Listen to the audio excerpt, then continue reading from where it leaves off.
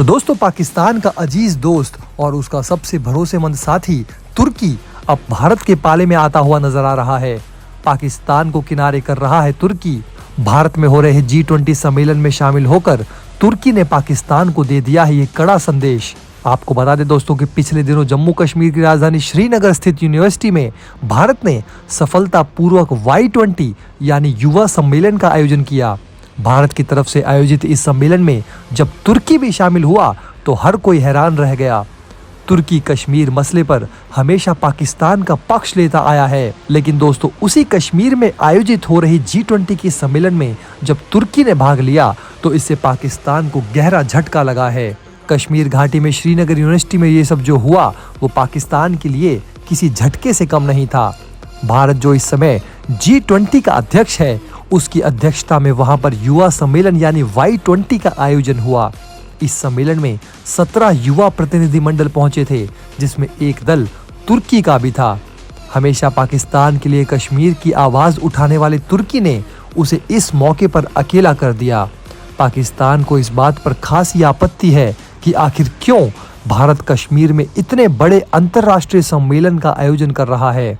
तुर्की की हिस्सेदारी के साथ ही सवाल उठने लगे कि क्या अब कश्मीर मसला इस देश के लिए कुछ भी नहीं है और क्या तुर्की ने पाकिस्तान को किनारे कर भारत का हाथ थाम लिया है। तुर्की के राष्ट्रपति रेसेप तैयब एर्दोआन के आने के बाद से तुर्की के लिए विदेश नीति काफ़ी अहम हो गई है। पूरी दुनिया जानती है कि कैसे तुर्की ने फिलिस्तीन को अपने मतलब के लिए प्रयोग किया था। 10 साल पहले तुर्की ने गाजा के लिए राहत भेजी थी। इसकी वजह से इजराइल के साथ रिश्ते काफ़ी बिगड़ गए थे, मगर अब तुर्की का रुख काफ़ी बदल गया है। अब वो इजराइल के साथ रिश्ते ठीक करने में लगा है और फिलिस्तीन उसके एजेंडे से कहीं बाहर हो गया है। ठीक यही हाल अब वो पाकिस्तान के साथ कर रहा है दोस्तों। जी हाँ दोस्तों, ये वही तुर्की है जो इतने सालों से कश्मीर मुद्दे पर पाकिस्तान का साथ देता आया है। तुर्की का हमेशा से यही कहना रहा है कि कश्मीर जो है वो पाकिस्तान का हिस्सा है, लेकिन अब जब दोस्तों तुर्की को भारत की ताकत का एहसास हो रहा है तो अब वो पाकिस्तान को लात मारकर भारत की गोदी में आ बैठा है। तुर्की के एजेंडे से अब कश्मीर का मुद्दा भी धीरे धीरे गायब होता दिखाई दे रहा है। तुर्की के राष्ट्रपति रेसेप तैयब एर्दोआन ने अपने कार्यकाल में मिस्र के साथ संबंध तोड़कर मुस्लिम ब्रदरहुड को तरजीह दी थी। एर्दोआन उस समय अपने नागरिकों को इस्लाम के प्रति और कट्टर बनाना चाहते थे ताकि ये उनका वोट बैंक बन सकें। कश्मीर मसला भी कुछ ऐसा ही है। पाकिस्तान के पूर्व प्रधानमंत्री इमरान खान भी एर्दोआन वाली राजनीति को आगे बढ़ा रहे थे। साल 2018 में जब उन्होंने चुनाव लड़ा तो वो फाटा के दौरे पर गए, जहां पर कट्टरपंथी उन्हें देखकर खुश होते थे। इमरान और एर्दोआन दोनों ही इस्लामिक नेताओं के बीच काफ़ी लोकप्रिय हो गए थे। ये दोनों नेता जल्द ही दोनों अच्छे दोस्त बन गए। इस वजह से ही तुर्की ने कश्मीर के मसले को अपनाना शुरू कर दिया और भारत को दरकिनार करना शुरू कर दिया। इमरान और पाकिस्तान की मदद करने के मकसद से तुर्की ने उन पाकिस्तानी प्राथमिकताओं को विदेश नीति में जगह देनी शुरू कर दी। तुर्की का मकसद बिल्कुल साफ था इससे कि वो पाकिस्तान को किसी भी तरह से अपने पाले में शामिल करना चाहता था।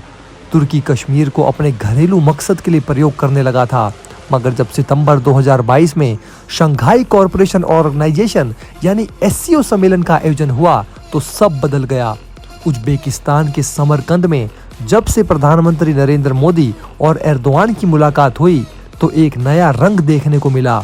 SCO मीटिंग के बाद संयुक्त राष्ट्र महासभा में एर्दोआन ने पहली बार कहा कि कश्मीर मसले को भारत और पाकिस्तान को सुलझाना होगा। इसके बाद जब तुर्की में भूकंप आया तो भारत सबसे पहले मदद के लिए आगे आया। वहां की जनता ने इसे समझा और भारत की तारीफ की। कश्मीर का मसला अब शायद तुर्की के लिए बहुत ही निचले स्तर का मसला बन गया है। शायद इस वजह से ही तुर्की ने G20 में आने का फैसला लिया है। पाकिस्तान भले ही G20 के कश्मीर में आयोजन को लेकर भारत पर हमला कर रहा हो, लेकिन उसने ये जानने की कोशिश नहीं की कि कौन कौन आ रहा है। तुर्की शायद पाकिस्तान के लिए G20 में किनारे होना पसंद नहीं करेगा। G20 एक शक्तिशाली समूह है। ऐसे में वो एक ऐसे देश के लिए संगठन में अलग थलग नहीं होना चाहेगा जो इसका हिस्सा ही नहीं है। पाकिस्तान अब दूसरे देशों को प्रभावित नहीं कर पा रहा है।